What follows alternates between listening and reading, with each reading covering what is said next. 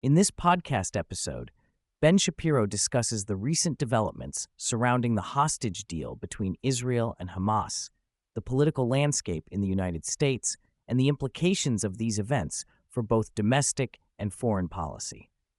The episode begins with an announcement about the upcoming inauguration of Donald Trump as the 47th President of the United States, emphasizing the significance of this event and the coverage that will be provided by the Daily Wire.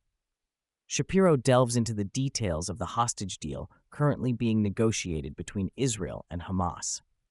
He outlines the conflicting goals of both parties, noting that Hamas has consistently sought to maintain control over Gaza, while Israel aims to secure the release of hostages and eliminate the threat posed by Hamas. Shapiro argues that any deal reached will inherently be unfavorable for Israel, as it must navigate the manipulative tactics employed by Hamas, which has a history of reneging on agreements. The discussion highlights the pressure exerted by the Biden administration on Israel to accept a deal that would effectively allow Hamas to retain power. Shapiro contrasts this with the approach taken by Donald Trump, who he claims would not have permitted such concessions. He emphasizes that the Trump administration's stance was clear: Hamas should not be allowed to govern Gaza, and any deal must prioritize the safety and security of Israel. Shapiro critiques President Biden's handling of the situation, suggesting that his administration's willingness to negotiate with Hamas has emboldened the terrorist organization. He points out that Biden's focus appears to be on achieving a ceasefire rather than ensuring the long-term security of Israel.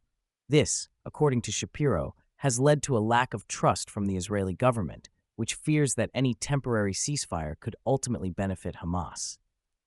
The podcast also touches on the broader implications of the hostage deal, particularly regarding the future of U.S. foreign policy in the Middle East. Shapiro argues that the Biden administration's approach has weakened America's standing in the region, while Trump's policies would have reinforced U.S. support for Israel and deterred adversaries. As the conversation shifts to domestic politics, Shapiro discusses the recent farewell address given by President Biden. He criticizes Biden's speech as lacking substance and failing to address the pressing issues facing the nation. Shapiro argues that Biden's focus on the so-called tech oligarchy is misguided, as it distracts from the real challenges posed by government overreach and the erosion of individual freedoms. Shapiro contrasts Biden's approach with that of Trump, who he believes would prioritize American interests and promote a more robust foreign policy. He highlights the importance of having leaders who understand the complexities of international relations and are willing to take a strong stance against terrorism. The podcast also covers the confirmation hearings for Trump's cabinet nominees, including Marco Rubio for Secretary of State and Pam Bondi for Attorney General.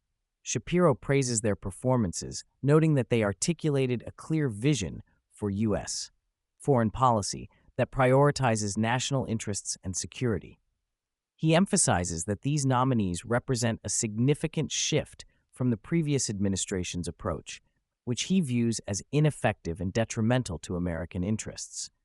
Shapiro highlights Rubio's emphasis on the need for a foreign policy that serves American interests rather than a globalist agenda. He also commends Bondi for her assertiveness during her hearing, particularly in her exchanges with Democratic senators.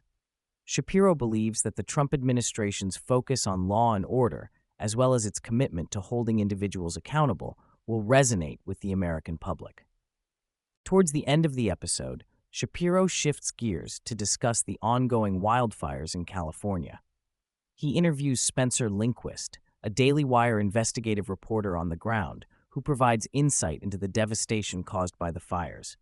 Linquist describes the challenges faced by residents and the complexities of recovery efforts, including issues related to insurance and government response. Linquist notes that many residents are frustrated with the state government's handling of the situation, particularly in light of the recent fires being linked to illegal activities. He emphasizes the need for accountability and effective management to prevent future disasters.